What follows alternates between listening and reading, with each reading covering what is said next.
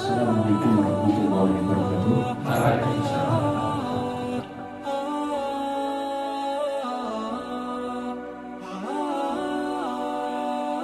Yang pertama adalah bayanu ba'dul mustalahat al-aqidah wa ta'rifaha. Bayan itu keterangan, ba'dul mustalahat beberapa istilah. Tenang aja Pak, ini bahasa Arab itu sudah banyak yang diserap ke bahasa Indonesia. Jadi nggak usah khawatir. Karunia-Nya yang besar kepada kita, kenikmatan iman pada Islam, kesehatan, kesempatan, dan kenikmatan hidayah yang apabila kita hitung pasti kenikmatan yang Allah berikan kepada kita lebih banyak lagi. Satu saja kenikmatan diambil oleh Allah, kita nggak bisa hadir ke sini. Ya karena sudah disosialisasikan acara pada malam hari ini secara luas gitu ya. Ternyata ada saudara kita yang belum mendapatkan nikmat kesempatan. Jadi pengen berangkat tapi belum sempat gitu. Tadi saya mendengar ada satu orang yang sedang ke Semarang, berarti belum mendapatkan nikmat sempat. Ada juga mungkin yang pengen berangkat tapi sakit, jadi nggak bisa berangkat. Ada lagi yang lebih tragis, yaitu orang yang sakit imannya atau belum dapat hidayah gitu. Jadi sebenarnya ada waktu, ya sehat, tapi belum dapat hidayah. Akhirnya ya belum berangkat juga. Karena kita sebagai sesama muslim yang satu dengan lain itu bersaudara, kewajiban kita adalah mendoakan mereka yang sedang berhalangan supaya hari Sabtu besok halangannya hilang, yang sakit sembuh, kemudian yang belum dapat hidayah itu segera dapat hidayah kayak gitu ya. Sehingga bisa bersama-sama kita menuntut ilmu, karena memang menuntut ilmu itu kewajiban yang long life ya, always on, ya, akan terus wajib sampai mati kayak gitu ya. Mungkin menuntut ilmu secara formal beberapa di antara kita sudah selesai ya, sudah tidak ada kesempatan atau mungkin dengan berbagai faktor tidak bisa mengikuti pendidikan formal, maka kita masih bisa mengikuti tholabul ilmi yang informal atau non formal gitu. Itu terus ya. Karena memang ilmu berkembang gitu ya. Yang tidak berkembang atau ilmu yang tauqifi atau ilmu yang baku, nah, itu diantaranya ilmu akidah. Nah ilmu yang berkembang itu misalkan ilmu fikih itu nanti akan berkembang. Ini yang menuntut kita untuk terus belajar kayak gitu. Mungkin sebagai contoh yang mudah ya, contoh yang mudah bahwa ilmu fikih itu berkembang. Surutul buyuk sebagai gambaran. Ini saya tidak bermaksud menyampaikan fikih, tapi hanya sebagai gambaran saja kayak gitu ya. Surutul buyuk ya, syarat-syarat jual beli itu harus ada bai'. Nah itu ya. Al-bai'. Ada alif lam, berarti ma'ruf ya, diketahui ya. Al-bai', ada penjualnya.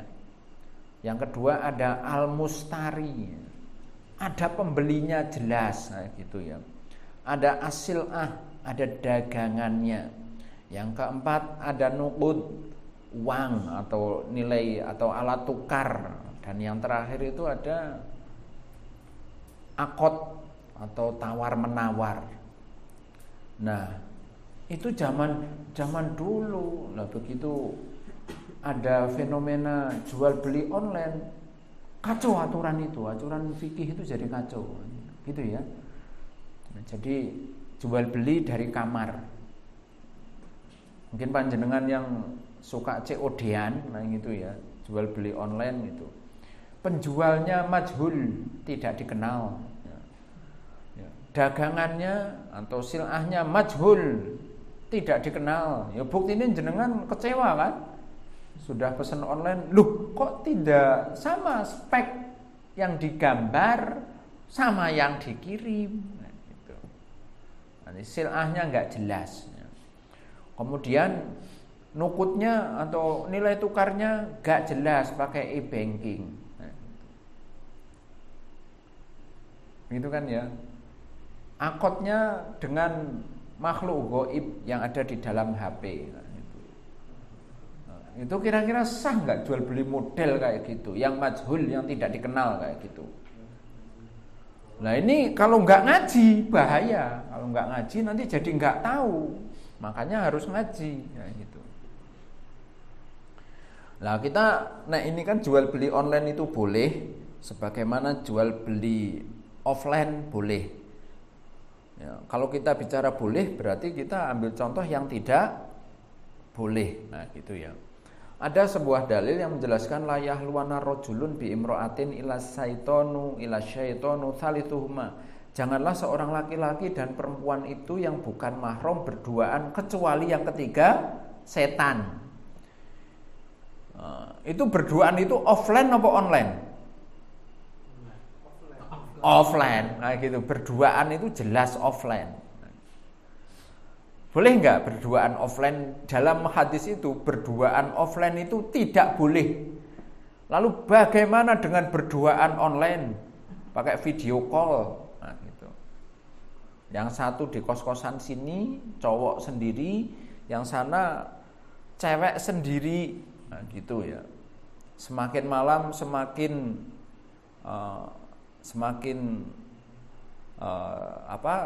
semakin disensor kayak gitu ya, semakin off the record nah gitu ya.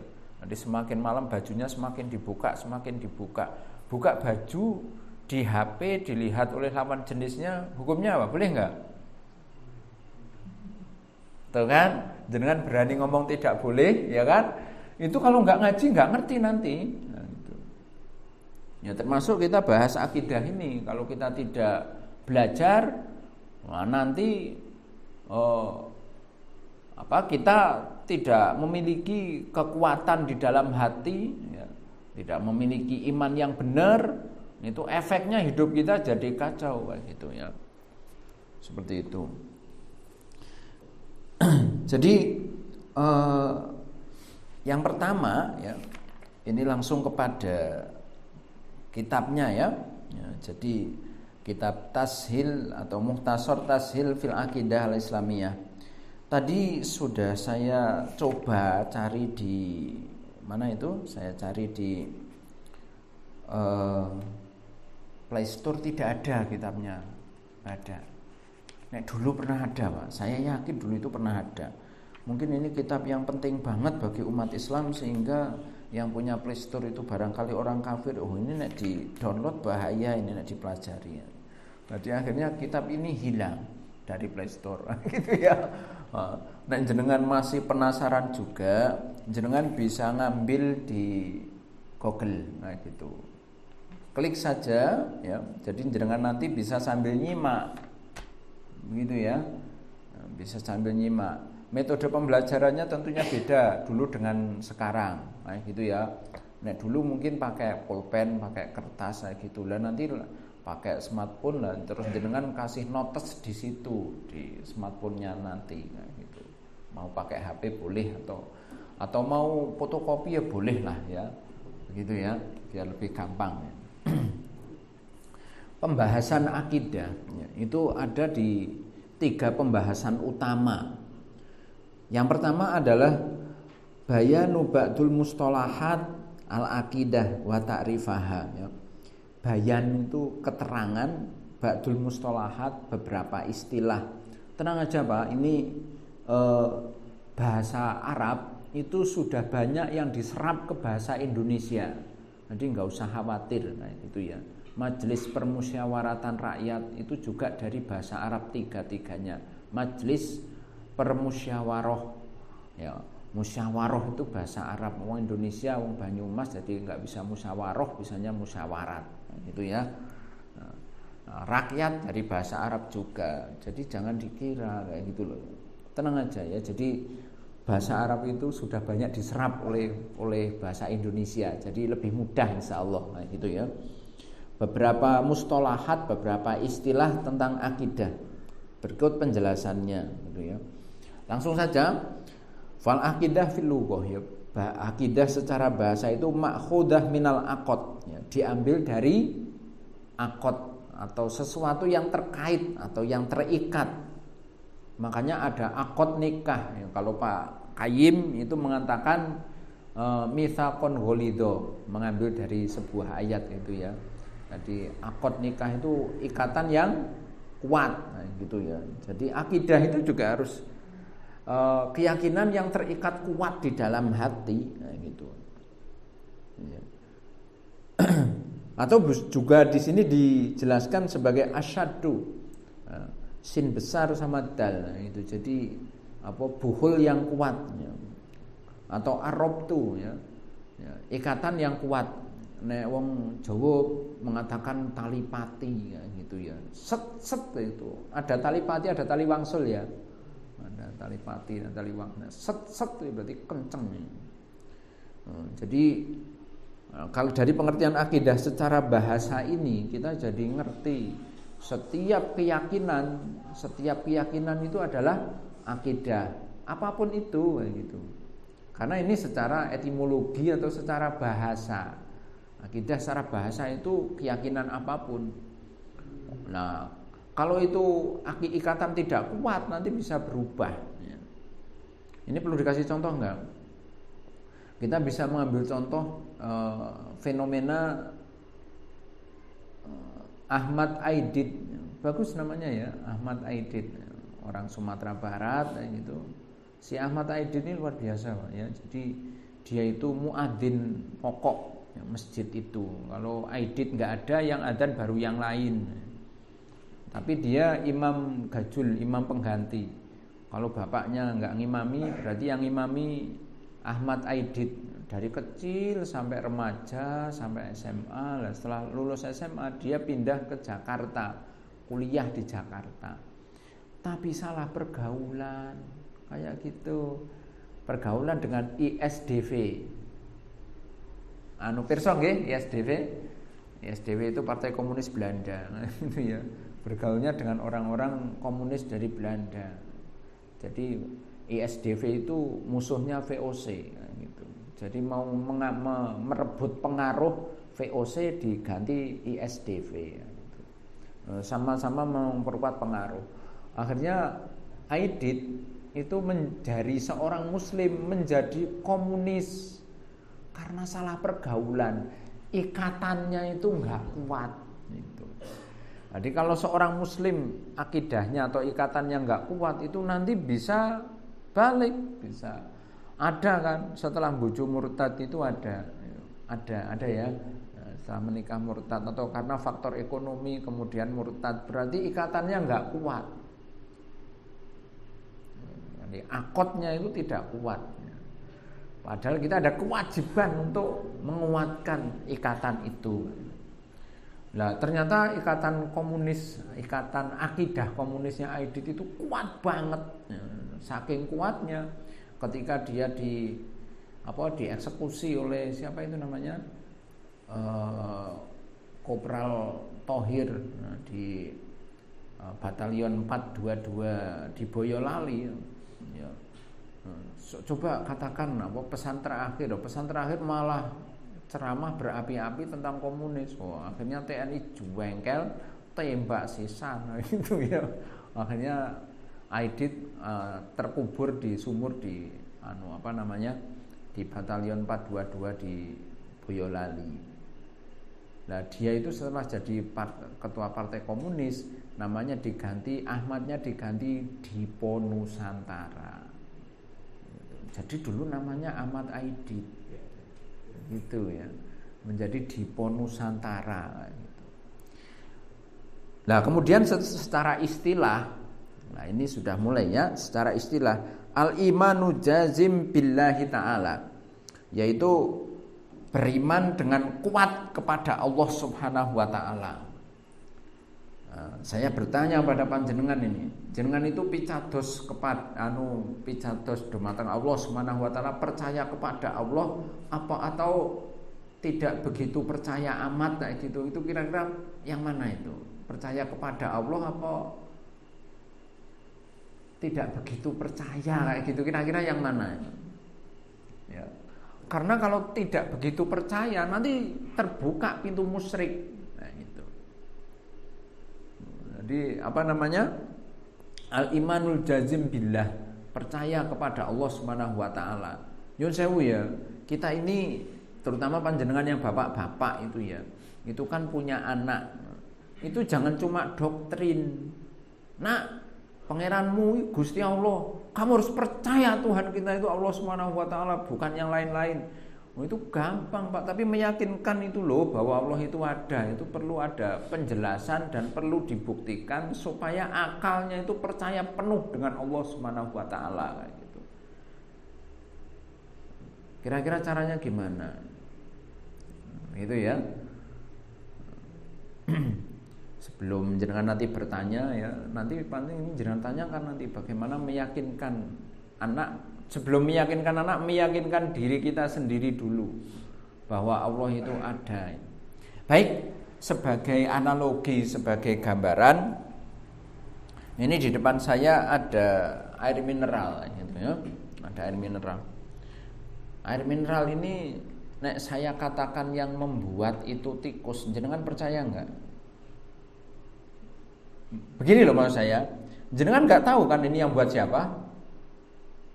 Saya juga nggak tahu, jenengan nggak tahu dan saya nggak tahu. Kalau saya mengatakan air minum ini dibuat oleh tikus, jenengan jelaskannya ke saya gimana? Oh jenengan orang ngerti kok, aku ya orang ngerti, sama kayak gitu. Gimana? Meyakinkan diri bahwa ini gaweane wong. Nah jenengan mengatakan ini buatan uang, mana buktinya? Jenengan ora ndeleng kok, aku juga enggak. Terus gimana? Oh ya ini majelis ini ba'da isya ya. Jadi nanti sesi tanya jawab mungkin bisa kita tiadakan. Model penyampaian materi saya itu bukan monolog tapi dialog gitu. Jadi jenengan tidak dengarkan tok, tapi jenengan tek ajak mikir juga. Itu namanya dialog. Jadi jenengan ke melu mikir. Kira-kira jenengan ke kepriwe ke untuk meyakinkan saya. Udah gini aja, udah. Tantangan ini ya. Anggap saja saya itu komunis. Dah. Bagaimana jenengan menjelaskan kepada saya Allah itu ada? Enggak, ini saya buat analogi begini seperti yang dilakukan pemerintah kemarin, COVID-19. Untuk mengantisipasi COVID itu harus divaksin, vaksin pertama, vaksin kedua, booster kan gitu ya, begitu kan ya. Biar apa? Biar COVID itu tidak mengenai tubuh kita kan gitu yang dijelaskan kepada kita. Nah ini sekarang jenengan kita sebarkan virus komunis kayak gitu. Gusti Allah itu nggak ada, gitu, wes, gitu. Dan jenengan mengatakan ada. Anggap saya komunis. Sekarang jelaskan ke saya bahwa Allah itu ada ke saya.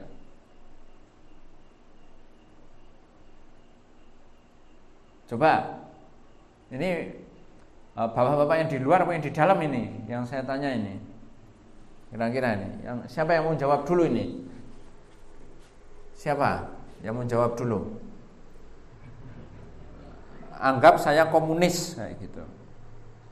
Jenengan selalu sholat tiap hari, ibadah tiap hari, beribadah kepada Allah Subhanahu wa taala. Jenengan buktine uripe ya tidak lebih baik. Wes, ya enggak? Anak jenengan tetap ngeyelan, ya enggak? Bojone jenengan tetap ngeyelan, ya enggak? Wes, ekonomi jenengan tidak lebih baik, ya enggak? Wes, terus jenengan jari beribadah kepada Allah, katanya Sang Maha Pemberi rizki. Wes, jenengan jelaskannya ke saya gimana? Oh jelaskan. Monggo Pak, jelaskan Pak. Saya boleh nggak ke sana? Oh boleh ya. Iya. Gimana Pak? Analoginya gini saja. Itu kan ada meja. Ya. Meja itu kira-kira apakah ada dengan sendirinya? Atau mungkin ada yang membuat? Meja ini ada yang buat Pak, lah saya juga Pak. Saya itu punya bapak, punya ibu, jadi saya ada. Hah? Itu ada yang membuat. Kira-kira sama enggak? Yang dibuat dengan yang membuat. Yang membuat sama yang dibuat sama enggak? Ya tidak. Jadi adanya sesuatu pasti ada yang membuat. Ya. Jadi adanya manusia pasti ada yang membuatnya. Yaitu Iya. Allah Subhanahu wa taala walaupun tidak kelihatan. Punya Allah. Itu adanya Allah. Jadi kalau komunis kan tidak bertuhan. Jadi tidak mengakui adanya Tuhan. Lah itu Pak, nek permisalannya itu saya kayak gitu ya. Saya ada itu karena ada bapak dan ibu. Ya, bapak ibu menikah, lalu ibu hamil, lahirlah saya. Gitu. Komunis ora percaya sih Pak, kayak gitu ya. Gitu. Tapi masuk Pak. Ada yang mau nambahi? Biar jenengan yakin tenan Allah itu ada. Ini tadi keterangannya itu adalah al-imanul jazim ya. Beriman yang mantap ya. Keimanan yang kuat kepada Allah Subhanahu wa taala. Lah iman jenengan enggak kuat, nanti virus komunis nyebar, jenengan bisa kena virus itu nanti.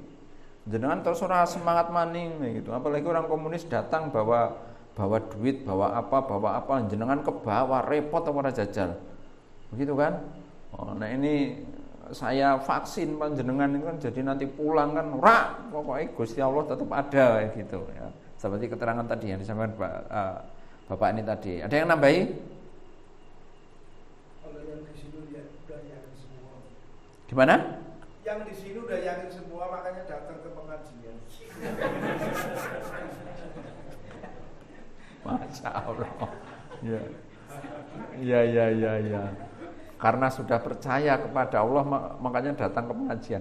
Kalau itu menggunakan kaidah mafhumul mukhalafah dalam kaidah usul fikih, berarti sing ora mangkat kowe ora pati percaya karo Gusti Allah, kowe bahaya kowe ya.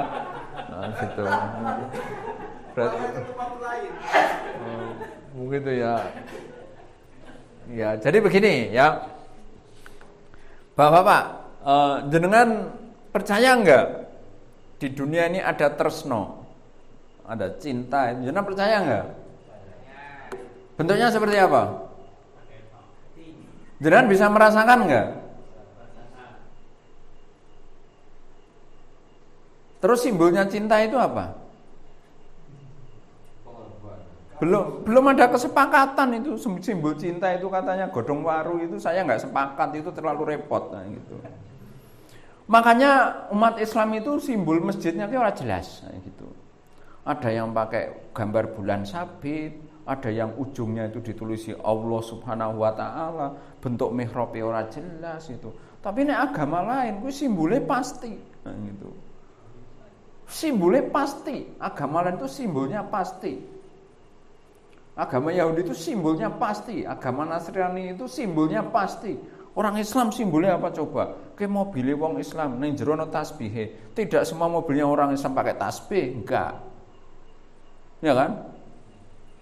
Ono tasbih gede banget ini digantung ning ngarep wae, ya kan? Tapi enggak sepakat itu, maksudnya enggak sepakat. Tapi nek orang Nasrani hampir semua mobilnya itu ada tanda salibnya. Tapi nek mobilnya wong Islam angel kowe. Cirine apa? Ya itu tadi, karena Allah Subhanahu wa taala itu bisa kita rasakan keberadaannya ya, tanpa harus tahu wujudnya kayak gitu Pak, gitu ya. Apa buktinya tresno itu apa Pak? Buktinya cinta itu apa? Jadi saya tanya kepada bapak-bapak yang di luar ya, Bapak udah kerja ya Pak ya? Pak, Bapak yang di luar udah kerja kan? Oke, sudah kerja kayak gitu. Jangan ya. Bapak kan udah kerja. Bapak kan cinta sama istrinya Bapak gitu ya. Jajal Pak, sekali-kali apa hasil kerjaan jenengan ki dikasihkan istri saya gitu loh, sekali-kali kayak gitu loh. Jadi bayarane Bapak itu kasihkan ke istri saya gitu. Bapak mau enggak? Jenengan nggak mau loh, nggak ada cintanya kok. Wong jenengan cintanya pada istri kok. Makanya hanya mau menafkahi istrinya yang ada cintanya itu. Ya. Jenengan kita yang sudah berkeluarga ya, itu setiap hari mesti semangat bekerja. Mesti semangat bekerja. Kenapa semangat bekerja? Karena ada cinta. Makanya kalau orang itu percaya kepada Allah ora tau ngibadah, bohong cintanya berarti. Gitu. Jadi percaya kepada Allah itu caranya seperti itu. Bapak tadi sudah menambahi juga kepada kita bahwa ciptaan itu beda dengan yang dicipta. Gitu. Pencipta sama ciptaan itu beda, kayak gitu. Itu ya. Al-imanu jazim billah, ya percaya kepada Allah Subhanahu wa taala. Wa mimma yajibu lahu minat tauhid. Dan termasuk wa bima yajibu, dan apa yang diwajibkan lahu bagi Allah Subhanahu wa taala minat tauhid, untuk mengesahkan Allah Subhanahu wa taala. Jadi kita harus bisa mendapatkan penjelasan ya, mengapa Allah itu esa, mengapa Allah itu esa, mengapa tidak ada dua Tuhan ya, gitu. Nek orang Yahudi itu Tuhannya dua, ada Tuhan Yahweh sama Tuhan Elohim, ada dua gitu ya. Tuhannya orang Yahudi itu dua. Nah orang Nasrani Tuhannya ada tiga kayak gitu. Nah orang Islam Tuhannya satu. Bagaimana caranya jenengan membantah kayak gitu ya? Loh saya Tuhan saya dua saja miskin, apalagi Tuhanmu cuma satu. Jenengan jawab Pak yang di luar itu gimana jawabnya? Saya Tuhannya tiga saja melarat, kok Tuhannya mung siji. Lah kowe jelaskane kepriwe kowe Pak Jajal ya. Gimana? Oh nasib. Oh pancen nasibku kowe ya Pak ya. Begini ya Bapak sekalian, untuk menjelaskan kenapa Tuhan itu satu, kenapa harus mengesahkan Allah Subhanahu wa taala. Kalau Tuhan itu dua, kiamat Pak. Kalau Tuhan itu ada dua, kiamat. Iya. Gimana? Bersaing. Iya. Jadi kehidupan itu tidak jalan. Misalkan Tuhan pertama Pak Sodik mati, gitu ya. Tuhan pertama. Tuhan kedua jangan melasi bojone, melasi anake. Lah terus kepriwe aku Jajal gitu. Tuhan yang satu menghendaki mati, Tuhan yang satu menghendaki hidup. Repot karena Tuhannya dua gitu. Makanya di negara kita pun presiden ya satu, lah satunya wakil, bukan presiden, bukan presidennya dua, presidennya satu. Jangan satu RT, ketua RT-nya berapa? Dua. Ora, ketua RT ya siji. Nah, ketua RT dua repot nanti. Kayak iuran bulanane 20.000, melasi 15.000 bae, 15. Enggak jadi. Nah, ketua RT yang satu, rak 20, nggih Pak RT, gimana warga setuju? Cuk. Gitu. Karena cuma satu. Ini. Jadi harus percaya bahwa Allah Subhanahu wa taala itu satu. Seperti itu ya. Wal imanu bi malaikatihi wa kutubihi, juga beriman kepada malaikat-malaikatnya dan kitab-kitabnya. Beriman kepada kitab-kitabnya. Beriman kepada kitab ini berarti hanya beriman kepada kitab yang diturunkan oleh Allah, bukan kitab hasil olah karsa, olah rasa dan olah jiwa gitu. Akhirnya menjadi kitab-kitab dunia. Nah, gitu ya. Ada kitab-kitab dunia, kitab Veda, kitab Tripitaka, itu hasil olah rasa, olah karsa, olah raga, pokoknya olah-olah yang lain gitu. Akhirnya menjadi sebuah kitab. Daya khayal yang tinggi gitu ya. Tapi nek wahyu luar biasa ya. Nah, kitab dari Allah Subhanahu wa taala itu kalau kita cermati luar biasa, kitab dari Allah Subhanahu wa taala. Di dalam surat Al-Waqiah Bapak-bapak sekalian, itu ada ayat yang berbunyi wa talhim mandud ya. Dan di surga itu ada buah pisang yang bertandan-tandan gitu. Buah pisang bertandan-tandan. Sudah dijelaskan buah pisang di zaman Nabi. Yang namanya di Hijaz, di Mekah dan Madinah itu nggak ada pisang, itu nggak ada, tidak ada. Pisang itu dari Brazil kemudian dibawa ke Indonesia kayak gitu. Jadi Al-Quran itu sudah memberi informasi ada buah namanya pisang, ya. Dan di Arab nggak ada. Sekarang di Arab ada pisang impor gitu ya. Oh, pisang ada ya kayak gitu. Lah zaman Nabi itu nggak bisa memberikan penjelasan, hanya apa? Buah surga ini. Sudah, buah surga ini pisang. Makanya kalau panjenengan itu gula darahnya tinggi, gitu ya, wes perbanyak jenengan tiap hari harus mengkonsumsi pisang, gitu. Kalau jenengan punya riwayat gula darah tinggi, karena depan saya itu gula darahnya 435, itu belum geblak, masih bisa jalan, masih bisa ngobrol, masih bisa makan, gitu. Depan rumah saya yang di Safir itu. Usia sudah 70 tahun lebih, gitu. Rahasianya apa? Tiap hari makan buah surga, yaitu buah pisang. Tiap hari, tiap pagi perut kosong itu makan 2 buah pisang, makan 2 buah pisang. Setiap hari beliau itu ngeteh, ya. Jenengan ngerti gelas kebo? Gelas kebo apa ya? Sing nang pasar kae lho. Sing dhuwur banget. Gelas apa kae? Nek aku ngarani gelas kebo. Sing bening kae lho, Pak.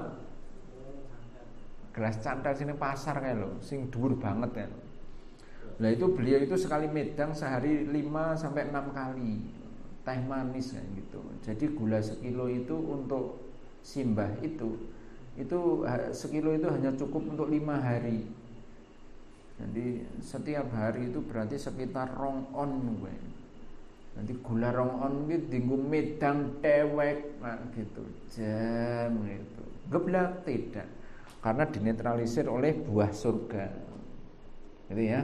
Ada panjenengan nek sudah tua kok menghindari minum manis dan seterusnya, teruskan aja minum manis, tapi jangan lupa makan pisang, gitu ya. Di perut kosong makan pisang, iya.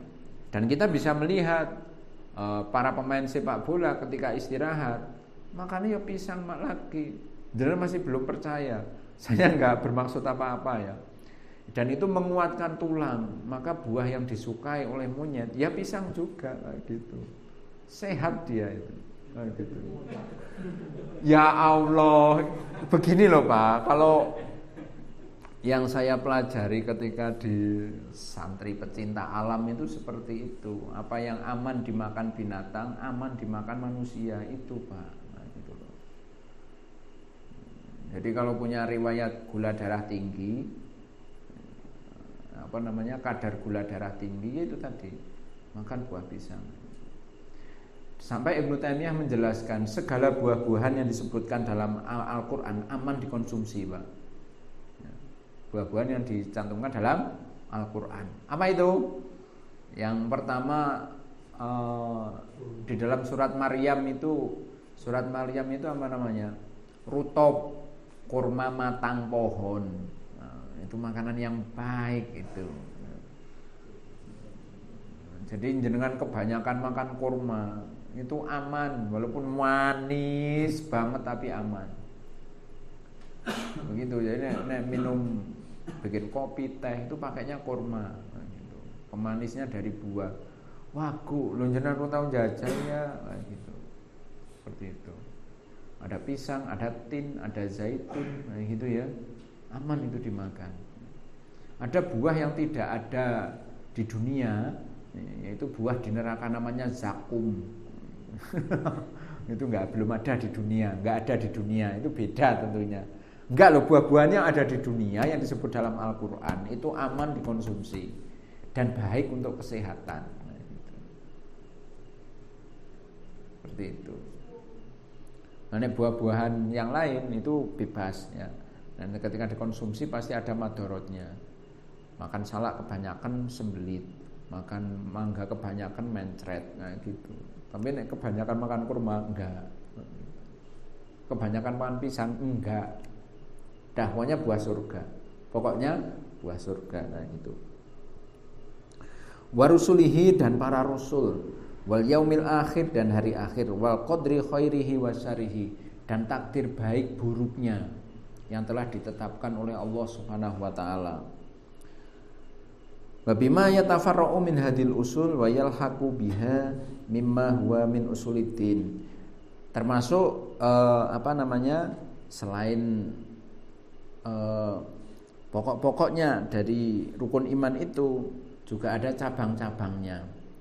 Jadi nanti ada perincian ya, beriman kepada malaikat siapa saja. Kan selama ini kita ngertinya malaikat itu 10 ya, nama-namanya 10. Padahal di dalam Al-Qur'an ada 13 itu. Ya. Jadi utluma surat Al-Baqarah ya, tentang Nabi Sulaiman. Malakaini bibabila Haruta wa Marut. Nah, itu. Jadi ada malaikat Harut dan Marut. Nah, itu. Ada lagi dalam surat Al-Alaq, falyat'una dia sanat'uz zabaniyah. Zabaniyah itu nama malaikat. Tapi kalau yang dibahas yang kita pelajari selama ini nama malaikat itu 10. Itu ya. Nah, padahal dalam Al-Qur'an ada yang lain. Nah, itu.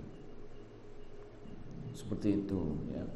Termasuk para rasul yang diterangkan kepada kita ada 25 yang diterangkan dalam Al-Qur'an.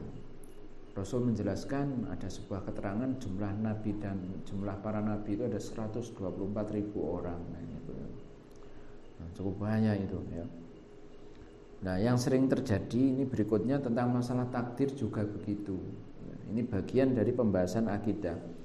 Kalau kita salah dalam memahami takdir, waduh, bahaya ya. Jadi nanti kita bahas juga itu bagaimana cara memahami takdir. Oleh karena itu para salafus sholih ya, waqad atlaqo katsirun minas salaf alal aqidah shahihah ismu sunnah. Jadi akidah menurut salafus sholih nah gitu ya. Rasulullah dan para sahabatnya sering disebut dengan sunnah.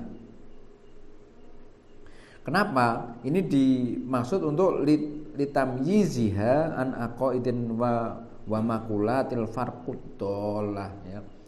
Dikandung maksud untuk memilah dan memilih mana akidah dan perkataan dan pendapat-pendapat yang menyesatkan dan pendapat yang lurus kayak gitu. Jadi akidah yang benar dan akidah yang tidak kayak gitu. Oleh karenanya Allah Subhanahu wa taala menjelaskan kepada kita ya, adanya akidah tersesat itu bisa karena faktor godaan setan, jin dan seterusnya. Informasi itu bisa kita temukan di dalam surat Al-Jin. A'udzubillahi minasyaitonir rajim wa annahu kana rijalun minal insi ya'uduna birijali minal jinni fazaduhum rahaqa. Ada sebagian laki-laki dari kalangan manusia minta perlindungan kepada beberapa laki-laki dari jin, fazaduhum rohako, maka manusia itu bertambah sesat. Nah, gitu. Gara-gara apa? Tidak memiliki keyakinan yang penuh kepada Allah Subhanahu wa taala, akhirnya percaya kepada jin, punya keyakinan lain yang merusak kayak gitu. Saya punya pengalaman nggak enak banget tentang masalah ini. Jadi saya kuliah S1 ekstensi di Jakarta itu ya. Itu setiap Jumat Sabtu itu berangkat, Jumat Sabtu berangkat, kuliah selama setahun lebih itu. Giliran tugas akhir bikin skripsi itu mau nggak mau kan saya belajar ke Jakarta naik kereta itu belajar ora turu karena paginya langsung ujian skripsi. Selesai ujian skripsi saya pulangnya pakai bis eksekutif. Namanya bis eksekutif pasti baru bisnya, pasti orang mogokan nah, gitu. Bukan bis mulyo itu yang mogokan, bukan ya. Jadi bener-bener eksekutif berarti bis baru lah, eksekutif, kursi dua-dua, ada selimutnya gitu ya, nyaman nepol gitu. Begitu arek mapan turu, sopirnya ngomong kayak gini, "Oke Mas, janit demit kuwi ono ora to Mas?" "Mbuh Pak, aku saya mau istirahat ya, enggak mau diganggu habis ujian skripsi ya." Mengistirahatkan pikiran, mengistirahatkan fisik kan gitu ya. Dulu belum ada, tahun 2008 belum ada Cipali, jelas belum ada itu. sampai Cikampek itu ditanya sama sopir Sinar Jaya itu, ada Pak Jani Demit itu. Mbuh Pak, ora usah dipikir kayak gitu sama. Oke, Pak, setahu saya ya nek wong jenggoten mesti ngerti masalah kaya piye. Ngawur pol kowe Jan. Jenengan mesti ngerti kowe, jenengan ora gelem menjawab kowe Jan, ora oleh jenengan kudu jawab. Jenengan saya yakin jenengan ngerti. Allahu Rabbi, mbok aku ora sida turu. Akhirnya saya meyakinkan kepada dia bahwa yang ada itu jin, demit itu enggak ada. Demit penunggu protelon, penunggu belokan, penunggu kuburan, penunggu kali, itu enggak ada. Saya meyakinkan itu cukup jauh dari Cikampek sampai Margasari. Atuh banget itu. Jadi saya memberi nek orang MLM itu memprospek ya, meyakinkan orang gitu ya. Saya yakinkan gue ngomong nganti werek golekku ngomong ya dari Cikampek sampai Margasari. Gimana Pak? Nanti di belokan itu jenengan mau nglakson apa enggak? Jenengan gimana? Yakin nglakson apa enggak? Yakin tidak Mas, karena dia punya keyakinan di belokan itu kalau enggak nglakson mesinnya mati. Padahal kuwi base eksekutif ora kadang mati gitu. Karena mobil baru, keluaran baru lah gitu. Baru-barunya body grid panorama gitu. Wis kemutan aku ya. Tahun 2008 itu grid panorama. Gitu. Bodinya grid panorama. Nah, sekarang kan legacy yang sering ya. Ini yang grid panorama yang baru-barunya itulah. Mau bisa anyar lah.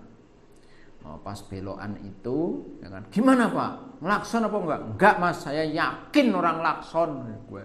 Pas di belokan itu orang lakson. Saya tanya ke jenengan, mesin ini mati apa urip? Mesin ini mati apa urip? Mesin ini mati apa urip, Pak? Mati. Astagfirullahaladzim.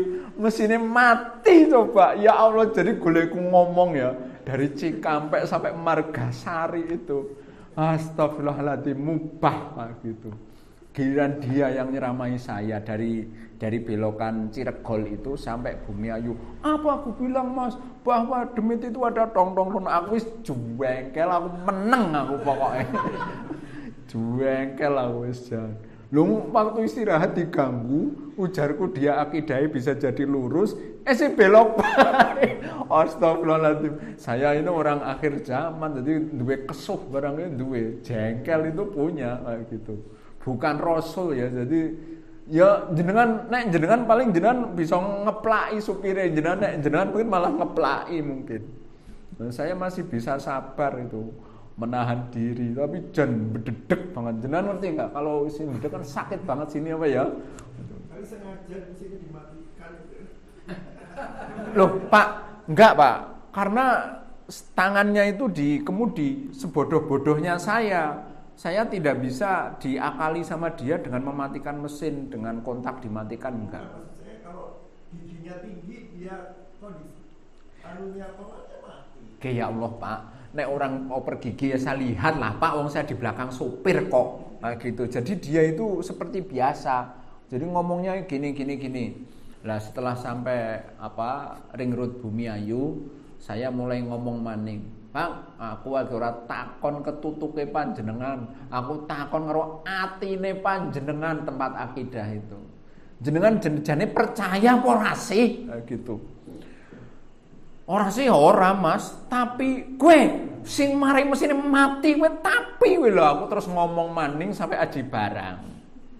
Ceramai maning gue Pak gitu. Saya itu sampai ngasih contoh. Oke Pak, dulu belum ada sianida, belum ada kasusnya apa itu namanya? Siapa itu yang sianida itu siapa? Mirna. Sebelum zamannya Mirna. Jadi belum ada racun sianida, itu belum ada. Ya, kopi sianida itu loh, sebelum itu. Kasus kopi sianida kan setelah 2008 kan? Iya. Iya, jadi Pak, ini aqua yang saya pegang ini ya. Ini dikasih setetes racun, Pak. Mati sampean, Pak. Saya bilang gitu. Jadi nek jenengan percaya, nek ora ora. Apapun yang terjadi ora gitu.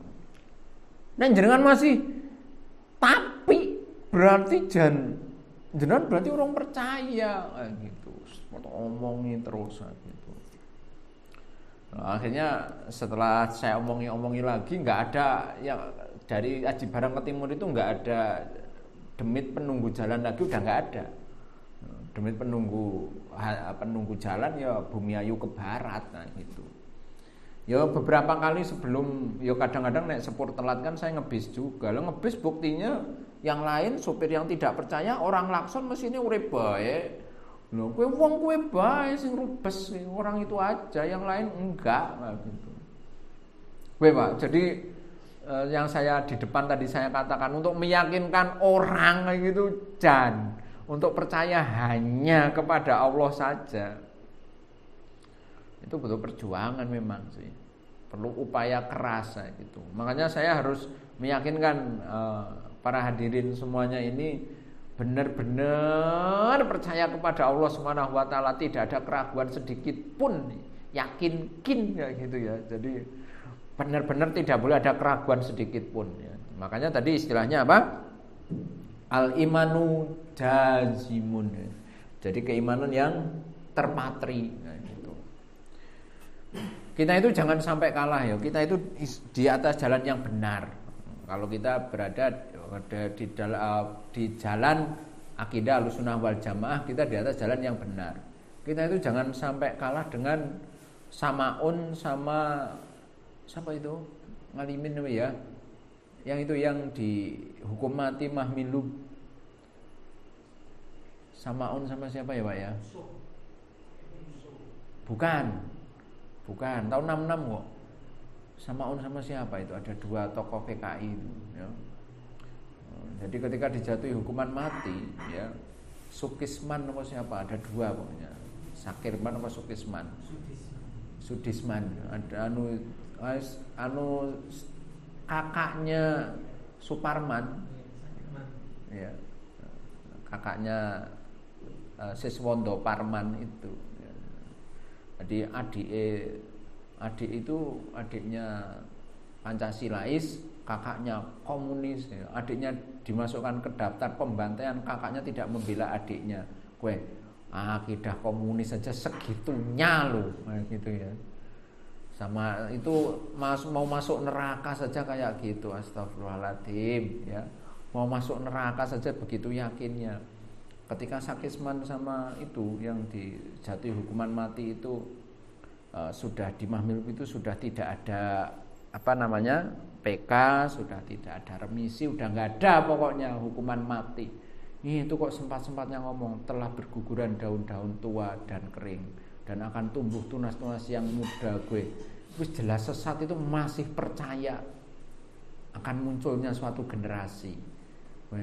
Itu udah jelas calon penghuni neraka loh, kecuali dia dapat hidayah ya. Nah, kita yang tadi jenengan mengatakan adanya kita berangkat ke sini itu percaya kepada Allah kan, jenengan matur begitu tadi kan. Nah, itu konsekuensinya apa? Ya harus meyakinkan anak, meyakinkan istri, meyakinkan duwe putu, berarti meyakinkan putu sisan, nah gitu ya. Harus meyakinkan bahwa Allah itu satu-satunya yang kita ibadahi kayak gitu ya. Dipersandarkan kepada sunnah Nabi kayak gitu. Jadi tidak boleh takut kepada yang lain ya. Kemudian di dalam istilah yang lain selain istilah sunnah, akidah itu juga istilahnya lain adalah usuluddin.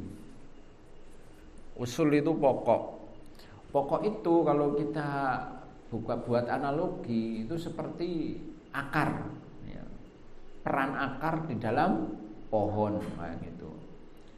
Jadi kita itu punya kebun kalba gitu ya, ditebangnya sampai ngepok, berarti sampai di atas tanah gitu ya. Selama akar di dalam masih ada, ya itu nanti akan tikil maning, kan begitu ya, akan terus tumbuh. Jadi akidah itu harus tertanam kuat, benar-benar kuat di dalam hati kita kayak gitu. Sehingga apapun yang terjadi, kita lihat Rasulullah dan para sahabatnya, kalau saat itu sebelum Rasulullah dan sahabatnya hijrah ke Madinah, para sahabat yang mendapatkan konsekuensi dari keimanannya itu harus menerima intimidasi dan siksaan dari orang-orang Quraisy. Itu tidak membuat mereka balik lagi ke kekafiran, enggak. Tetap percaya kepada Allah Subhanahu wa taala. Ya kayak panjenengan yang saya sampaikan tadi. Saking tresnane jenengan sama istri kayak gitu ya. Kadang-kadang sakit pun tetap berangkat ngode. Ya Pak ya, panjenengan kadang-kadang nek puyeng-puyeng sithik, mandan bengel, mandan pegel, tetap mangkat ngode, Bang. Tetap mangkat ngode. Kenapa? Karena ada cinta di sana. Begitu. Kalau di terminal itu kadang-kadang rebutan penumpang sampai gelut kernet siji karo liyane kan gitu ya. Itu gara-gara cinta. Kowe mesti kernete mesti duwe bojo kowe, mesti duwe bojo kowe. Nek ora duwe bojo nganah penumpang gawa bae nganah. Mesti kayak gitu. Enggak akan ada konflik karena enggak ada cinta kayak gitu. Mulane jarang itu ada orang sudah berkeluarga kok bar subuh turu maning wis jarang, mesti langsung ngode. Jajal bujang bar subuh turu maning mesti karena orang duwe cinta sih masalahnya gitu. Jadi kalau orang itu Masya Allah, kalau orang itu benar-benar cinta kepada Allah Subhanahu wa taala sudah pasti ibadahnya baik. Karena sudah ada cinta dalam hatinya. Perannya sangat besar di situ ya. Seperti itu yang bisa saya sampaikan. Ada sesi tanya jawab barangkali ya. Tetap kita adakan ya. Saya kembalikan kepada moderator. Assalamualaikum warahmatullahi wabarakatuh.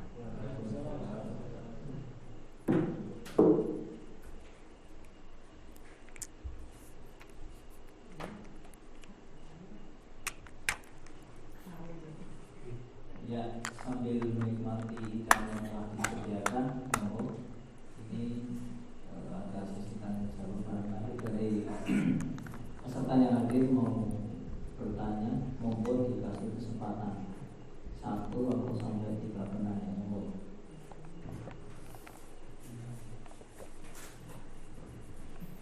Jadi siapa yang mau tanya? Ya, Pak Budi.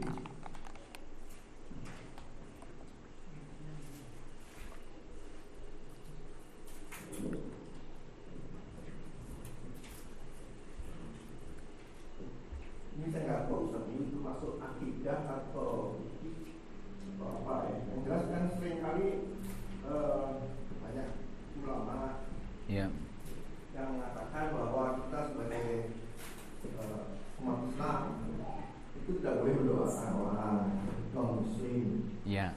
Kemudian juga jangan mengucapkan salam dan sebagainya dan lain-lain. Ya. Dalam kehidupan nyata itu kita lihat pimpinan kita level mungkin dari RT sampai presiden itu pada saat sehari-hari acara atau apa salamnya tidak hanya mengucapkan selamat pagi yang umum, tapi dia mengucapkan seluruh doa mulai assalamualaikum sampai yang Om Swastiastu apa itu? Nah, apakah itu menunjukkan bahwa dia itu tidak bertauhid? Ya. Karena dia tidak percaya berarti dengan kata-kata ulama atau bagaimana? Juga ucapan-ucapan selamat hari raya dan lain-lain. Terima kasih.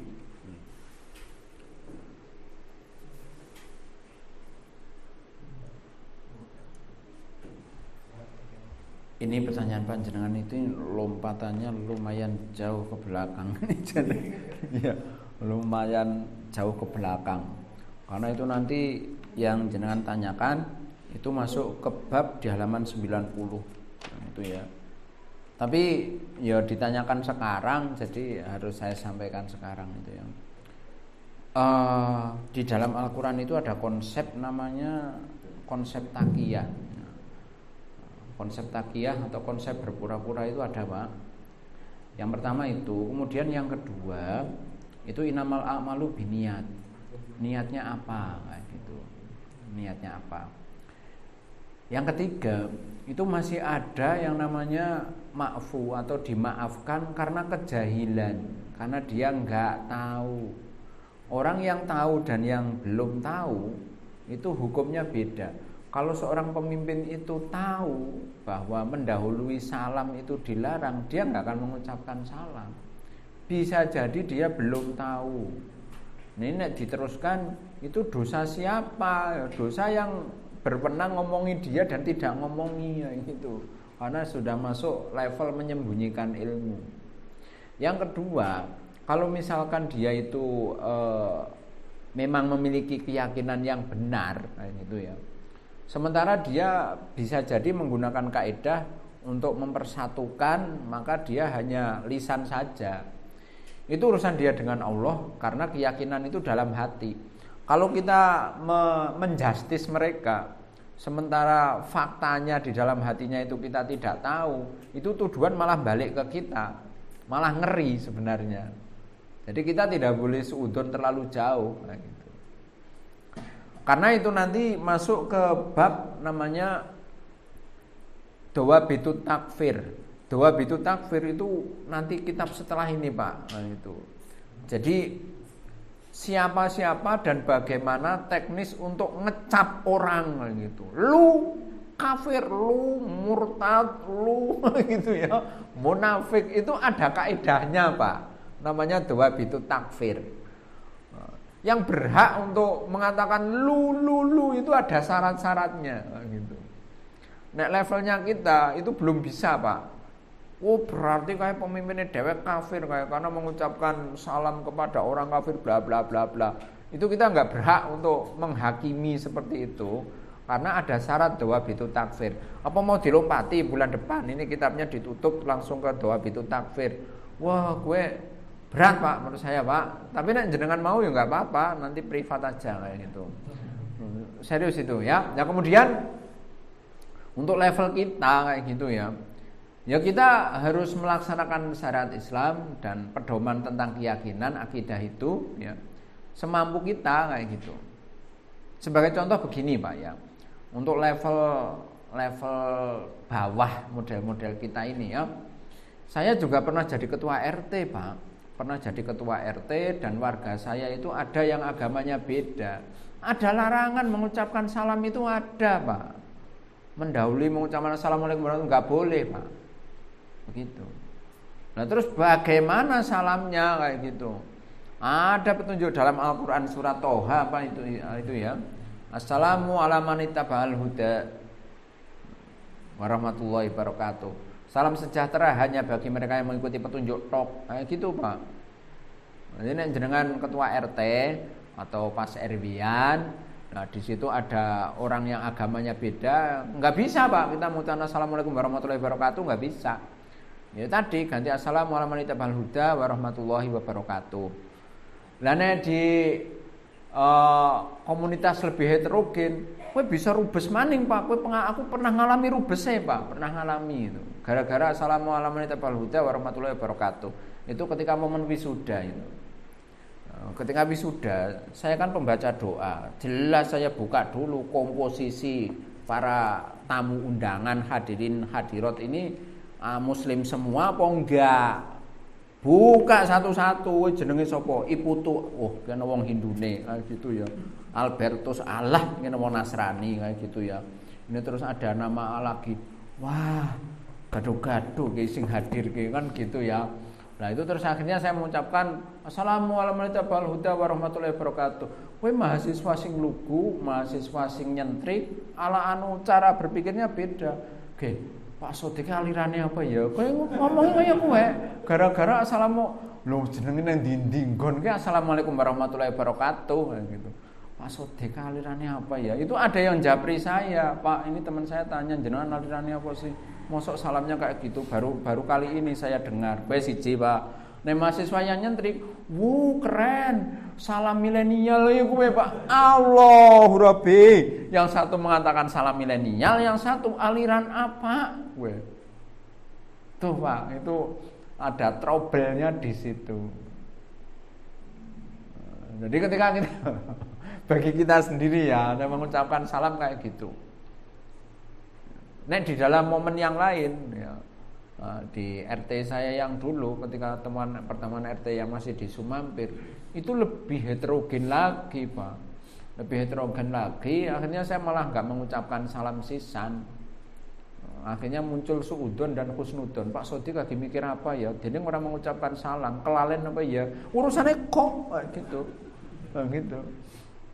Jadi Pak Sodik orang nganggo salam, Jadi ada yang menganggap kelalen, ada yang menganggap Pak Sodik kaki-kakian pikiran, Jadi kelalen orang mengucapkan salam. Ya aman sih kalau dikira kayak gitu. Nah, ini ada yang negur saat itu, ada yang negur. Loh, Ustaz, tadi lupa ya nggak mengucapkan salam ya? Apa iya Pak kayak gitu? Saya nggak mengatakan ya apa enggak, nek mengatakan ya saya bohong, mengatakan enggak saya bohong. Apa iya Pak? Kayak gitu, tanya balik kayak gitu. Ya Allah Pak, kita itu bukan hidup di zaman Rasul dan sahabatnya yang sebegitu ideal kayak gitu. Ini di zaman Masya Allah, zaman fitnah Pak. Ya Allah, ujiannya itu kejahilan umat Islam yang nggak tahu banyak tentang apalagi tentang akidah, tentang fikih saja masih simpang siur kan. Pinter-pinter kita Pak berarti. Kayak gitu. Iya. Ya kan mereka sudah tahu sebetulnya. Jenengan mengatakan sebenarnya mereka udah tahu, itu dalilnya mana? Buktinya? Gimana? Grup WA.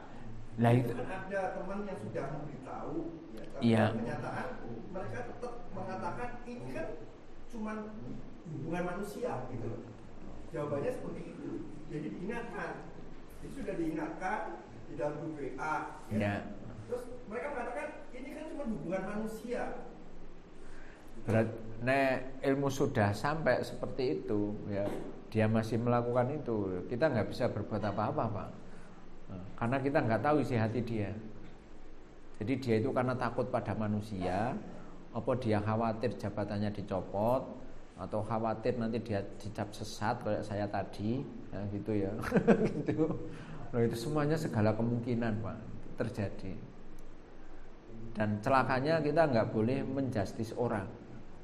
Karena kalau kita menjustis orang, oh kamu menyembunyikan ilmu, oh kamu itu takut dipecat, oh kamu itu gitu ya, kamu takut dilengserkan ya, gitu loh, itu kan. Ya sampai ke sana, tapi kan saya tadi katakan ada teman yang sudah tahu, mengatakan jelas-jelas grup WA gitu ya.